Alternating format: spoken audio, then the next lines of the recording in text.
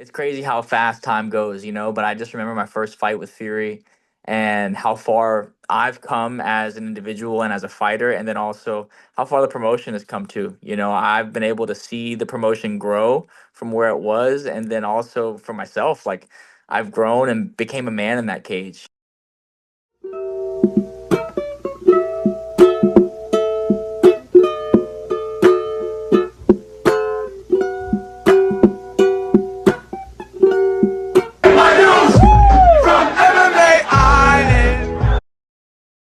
Christopher De Santiago with MMA. Today, I'm joined by the Fury FC Flyweight Champion of the World. We have Mr. Paris Moran ahead of Fury FC 100 on Sunday. Paris, a few days from your fight. How's everything going with you?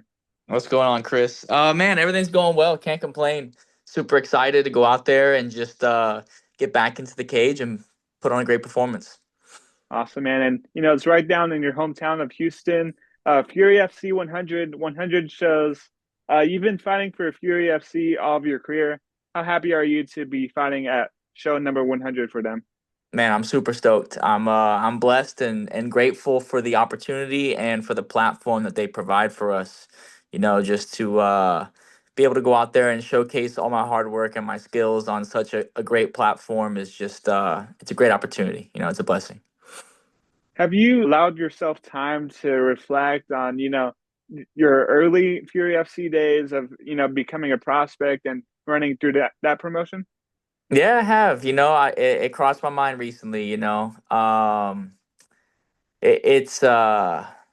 crazy how fast time goes. But I just remember my first fight with Fury and how far I've come as an individual and as a fighter, and then also how far the promotion has come too. I've been able to see the promotion grow from where it was, and then also for myself, like I've grown and became a man in that cage. I've been fighting for them for like 7 years, so it's a long time, and I've kind of grown up in that cage. So it's great. What do you make of this return? You fought in October, you're getting a fight back in January, start the year off strong. Does that sound ideal for you? Hell yeah, it's exactly what I wanted. I want to fight as often as I can and just stay busy, and get to the UFC. And you do that just by staying active and winning. So after the last fight, I was ready to go again. I didn't get hurt. I mean, finished him in 31 seconds. I stayed in the gym, stayed on my diet, and just was looking forward to the next one. How many belts do you have at home, and are they starting to get a little bit heavy as a flyweight champion? I have three. And shit, I'm not complaining about the weight. I'll take them all. Awesome, man. You're facing off with Alden Coria. I guess you already faced off with him back in November.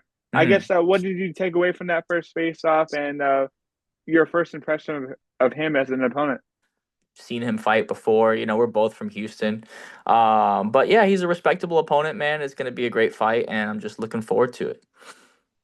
How does your style kind of compare to his? And I guess preparing for fights, do you tend to watch a lot of fight tape, or how do you assess your next opponent?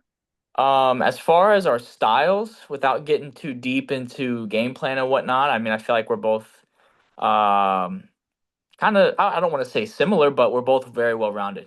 He's a very well rounded fighter, respectable opponent. And so am I, obviously.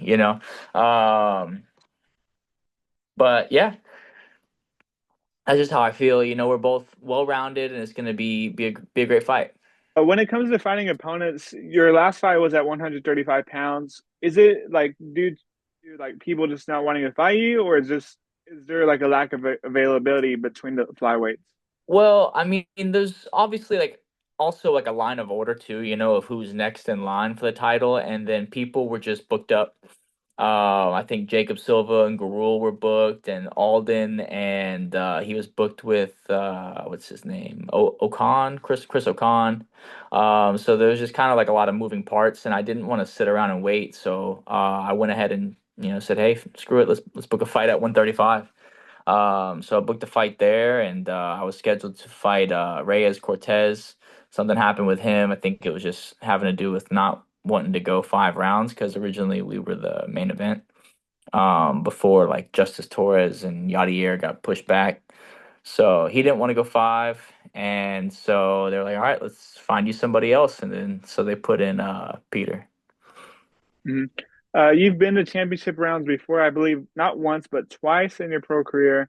I guess, Mhm. do you expect Alden to make it those championship rounds? Do you expect to drown in deep water? What's the case?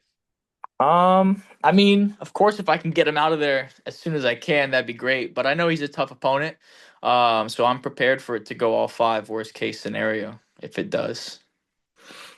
What's going to be your walkout song on Sunday night? Same thing, man. Slim Thug, Thug. Yeah, that's the I, song that song right there. It just it gets me into that like contracted killer type of mindset, you know? is that this like same kind of music that you listen to all fight week, or do you kind of change it up? I don't have anything specific that I listen to fight week, you know, it's just kind of whatever I'm feeling. Um but that song is definitely the one that gets me into the zone, you know? Most definitely, man. And I feel like with a win on Saturday, I mean, what else needs to be done for a UFC contract? You'll be 13-2 as a pro, still the Mhm. Fury FC champion. I guess what more needs to be done for Paris Moran to get into the UFC? Just to finish. You think it's something like emphatic, something to say like, hey, you can't deny me anymore? Yeah, there's no way. I think it's undeniable, you know, going out there, getting a finish. Um I don't know what else I could do, you know? hmm Do you feel like a contender series call could be like you would you wait for that, or would you be open to taking a short notice call earlier than that? Both, whatever it is. I mean, if they book me for contender, um, I'll stay ready for a short notice opportunity if it comes. But I'm not going to be picky. I mean, I'll take whatever I can get. I'm sure that's one of your biggest goals for the year, but I guess what are some other things that you'd like to have by the end of this year? UFC, that's it. Nothing else. Keep it simple, right to the point. You know, that's all I want. Awesome, Paris. And I guess outside of the fight game, what have you been up to? Any hobbies this fight camp outside of it?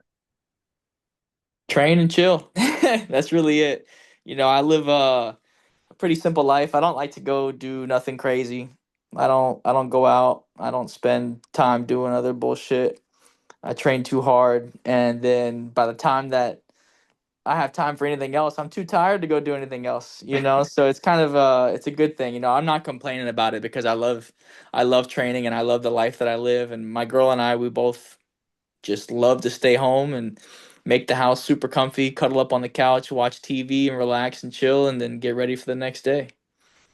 Awesome, Paris. And last question before I let you go, man. I mean, you want to finish, you want a big one at that. I guess what can the fans expect to see from you in Houston? Finish. An exciting performance. It's going to be a great fight. I'm going to go out there and dominate. That's what I do.